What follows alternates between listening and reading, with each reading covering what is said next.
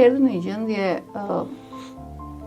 gjendje të preeklampsie të rëndë, gjendje komatoze, e cila në 90% të rasteve në gjitha klinikat është e barabartë me humbjen e jetës nënës dhe të fëmijës.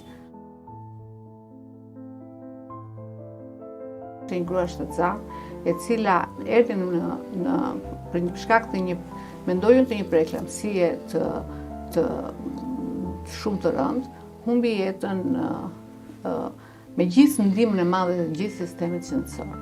Nënat duhet ta dinë që ku është rreziku, si duhet të bëjnë kontrollin, sa herë duhet të shkojnë ke doktori, cilat janë shenjat të cilat duhet ta bëjnë atë të alarmohet.